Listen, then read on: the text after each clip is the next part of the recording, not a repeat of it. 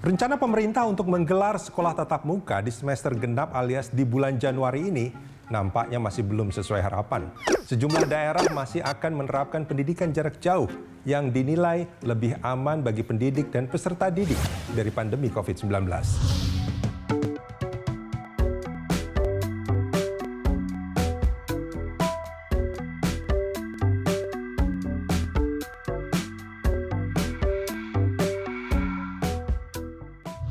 Menurut Mas Menteri Pendidikan dan Kebudayaan Nadiem Makarim, meski dalam situasi pandemi, tetap ada beberapa daerah yang telah siap menerapkan sekolah tatap muka. Meski ada juga beberapa daerah yang belum akan menerapkan.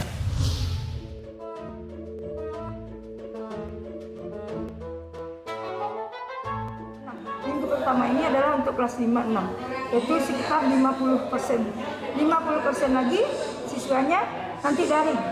Jadi kami pembagian di sini 50% untuk tatap muka, 50% untuk daring. Sekolah tatap muka yang direncanakan pemerintah memang bergantung pada persetujuan berjenjang, mulai dari kepala daerah masing-masing, kepala sekolah, hingga wali siswa. Yang membedakan, keputusan sekolah tatap muka tak bergantung pada zonasi pandemi. Semua bergantung pada penilaian dan kebijaksanaan pemilik kewenangan. Serba salah memang. Pendidikan jarak jauh yang telah berlangsung sejak awal pandemi dinilai tak efektif dan bahkan banyak kasus seperti putus sekolah, kelelahan, dan stres pada anak karena pendidikan jarak jauh yang dinilai lebih berat dibanding sekolah tatap muka.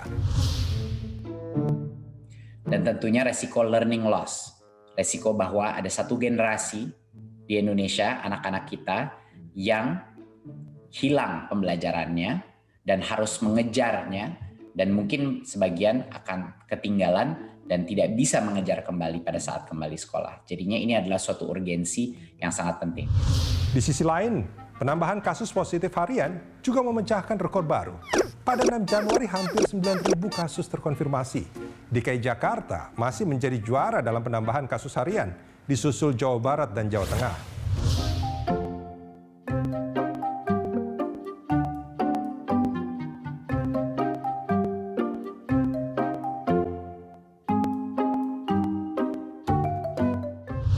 Risiko penularan COVID-19 jika sekolah tatap muka tetap dipaksakan juga semakin tinggi setelah ditemukannya virus COVID-19 varian baru yang dinilai punya kemampuan menginfeksi jauh lebih cepat.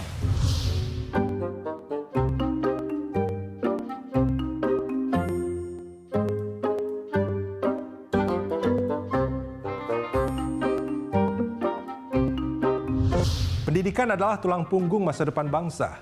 Pendidikan yang baik diharapkan dapat membangun sebuah bangsa yang baik.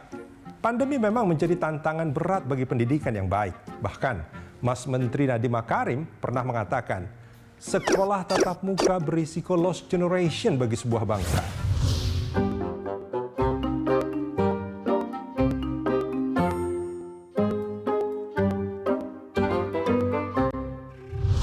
Kewenangan itu ada pada pemerintah. Setiap kesempatan, tantangan, kelemahan, dan ancaman di dunia pendidikan sudah ada di atas meja. Tinggal pemerintah menentukan kebijakan apa yang akan diambil.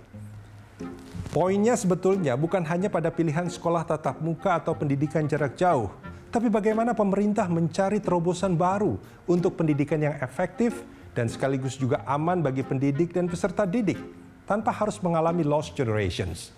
Bukankah itu makna yang pas juga dari adaptasi kebiasaan baru?